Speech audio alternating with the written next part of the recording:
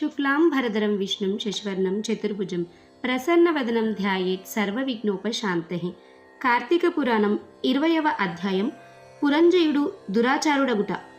జనక మహారాజు చాతుర్మాస వ్రత ప్రభావము వినిన పిమ్మట వశిష్ఠునితో, గురువర్య, కార్తీక మాస మహత్యమును ఇంకను వినవలయుననడి కోరిక కలుగుచున్నది. ఈ వ్రత మహత్యమున ఇంకను విశేషములు కలవా అను సంశయము కూడా కలుగుచున్నది.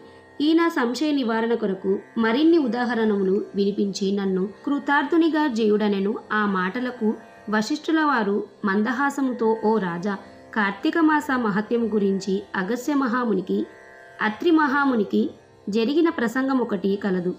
దానిని వివరించదను, ఆలకించుమని ఆ కథా విధానము ఇట్లు వివరించిరి.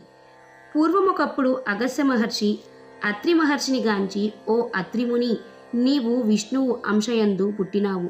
కార్తీక మాస మహత్యమును నీకు ఆమూలాగ్రముగా తెలియను, కాన దానిని నాకు వివరింపుము అని కోరెను. అంత అత్రి మహాముని, కుంభసంభవ, నీవడిగిన ప్రశ్న వాసుదేవునికి ప్రీతికరమగుటచే ఉత్తమమైనది. కార్తీక మాసములో సమానమగు మాసము, వేదములతో సమానమగు శాస్త్రము, ఆరోగ్య సంపదకు సాటియగు సంపద లేదు. అటులని శ్రీమన్నారాయణుని కంటే వేరు దేవుడు లేడు.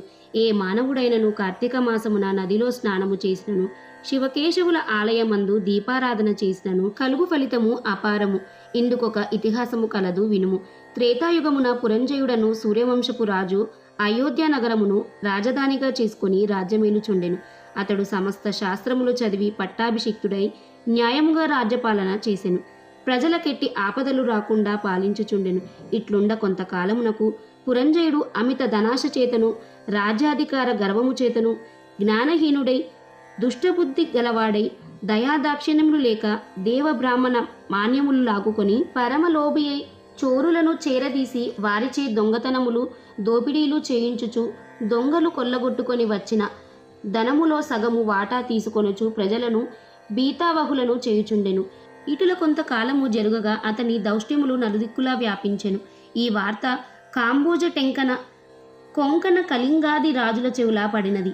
వారు తమలో తాము ఆలోచించుకొని కాంబోజ రాజును నాయకునిగా చేసుకొని రథగజ తురగ పదాతి సైన్య బలాన్వితులై రహస్య మార్గము వెంట వచ్చి అయోధ్య నగరమును ముట్టడించి నలువైపులా శిబిరములు నిర్మించి నగరమును దిగ్బంధము చేసి యుద్ధమునకు సిద్ధపడిరి.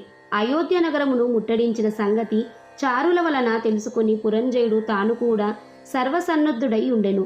అయినను మొదటి పక్షము వారధిక బలాన్వితులుగా ఉండుటయు, తాను బలహీనుడుగా ఉండుటయు విచారించి ఏ మాత్రము భీతి చెందక శాస్త్ర సమన్వితమైన రథమెక్కి సైన్యాధిపతులను ఉరికొల్పి చతురంగ బల సమేతమైన సైన్యముతో యుద్ధ సన్నద్ధుడై వారిని ఎదుర్కొని బేరీ మ్రోగించి సింహనాదము గావించుచు మేఘములు గర్జించినట్లు హుంకరించి శత్రు సైన్యములపై పడెను. 20వ అధ్యాయము.